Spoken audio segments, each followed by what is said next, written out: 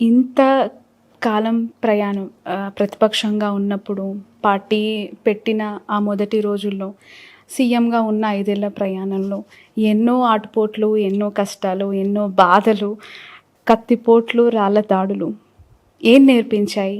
ఏం ధైర్యం? పర్సనల్‌గా జగన్ గారి గట్స్ ఏంటి అసలు? చాలా షాకింగ్ అనిపిస్తూ ఉంటది. భారతి గారు మీ మాటల్లో వినాలనుకుంటున్నాను. అంత మొండిగా అంటే చూడ్డానికి మాట్లాడుతుంటే చాలా సాఫ్ట్‌గానే కనిపిస్తారు. బట్ తను తీసుకుంటున్న స్టెప్స్ ఇంత డేరింగ్‌గా ఉంటాయా? దేవుని మీద బాగా డిపెండ్ అవుతాడు. దేవుని మీద చాలా నమ్మకం ఎక్కువ. దేవుడు రాసి పెట్టింటే ఎవరు ఆపలేరు. దేవుడు రాసి పెట్టకపోతే ఎవరు ఇవ్వలేరు.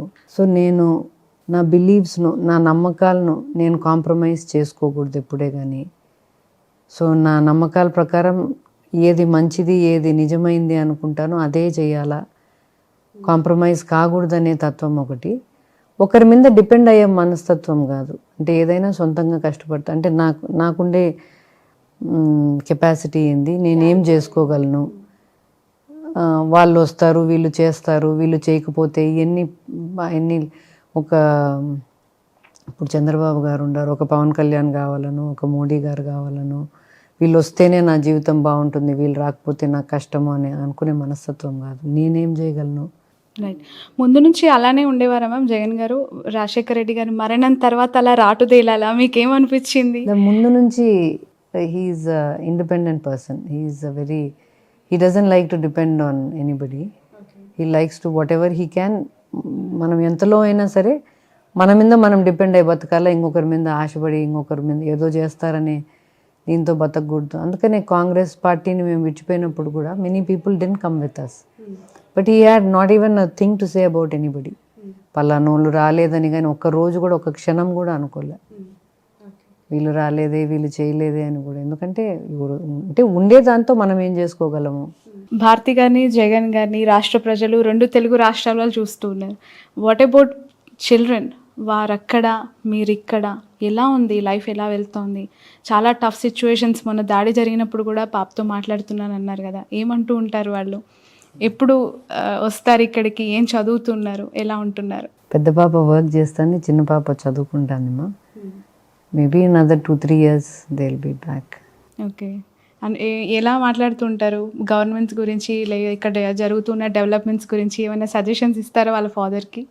లేదు, వాళ్ళు పాలిటిక్స్ పెద్ద ఫాలో గారు. బట్ వాళ్ళ నాయన చేసే మంచి కార్యక్రమాలు, వాళ్ళ నాయనకి ఇట్లా హిస్టరీ చేయాలా, ఐ మస్ట్ రైట్ హిస్టరీ, చరిత్ర సృష్టించాలనే వాళ్ళ నాయన కళ్ళకు వాళ్ళకి తెలుసు బాగా. ఓకే. ఎవరైనా ఫ్యూచర్లో తండ్రి అడుగుజాడల్లో నడిచే అవకాశం ఉందా మ్యామ్? హర్ష కానీ, వర్ష కానీ? ఏమమ్మా, ప్రస్తుతానికి అయితే లేదు. అలాంటి ఇంట్రెస్ట్ ఏం ప్రస్తుతానికి లేదు. రైట్. Final question.